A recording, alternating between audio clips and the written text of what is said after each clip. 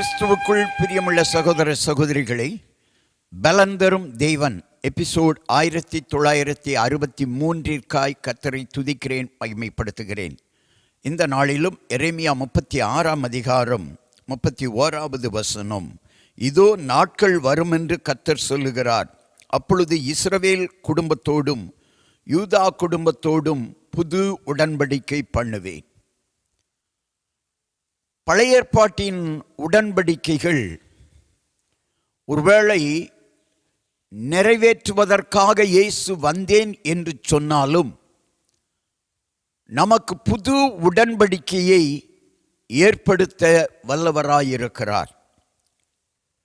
குடும்பத்தினரோடு, பரிசுத்தமாய் வாழ்கிற குடும்பத்தினரோடு புது உடன்படிக்கையை ஏற்படுத்துவார். கிட்டத்தட்ட பழைய ஏற்பாட்டில் 613 நீதிகள் நமக்கு சொல்லப்பட்டிருந்தாலும், அல்லது 613 நியாயங்களுக்கு நாம் கீழ்ப்படிய வேண்டும் என்று சொல்லப்பட்டிருந்தாலும், ஆண்டவர் இந்த உலகத்திலே வந்த பின்னாடி அந்த 613 தேவன் கொடுத்த கட்டளைகளையும் 2 கட்டளைகளினாலே நிறைவேற்ற வல்லவராய் இருந்தார்.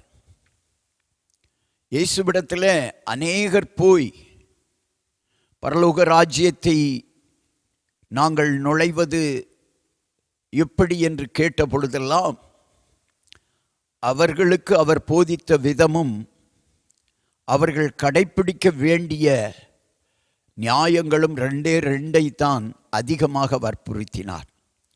ஒன்று, உன் தேவனிடத்தில் முழு இருதயத்தோடும் முழு மனதோடும் முழு ஆத்துமாவோடும் அன்பு கூறு. 2வது, உன்னிடத்தில் அன்பு கூறுவது போல பிறனிடத்திலும் நீ அன்பு கூற வேண்டும்.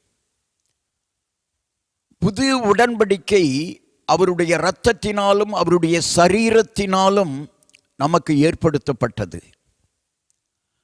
எனவே பழைய ஏற்பாட்டின் சாபங்கள், பழைய ஏற்பாட்டிலே சொல்லப்பட்ட பாவங்களுக்கான தண்டனைகளை குறித்து கவலைப்பட வேண்டாம். புது உடன்படிக்கையை ஆண்டவர் நமக்கு தந்திருக்கிறார்.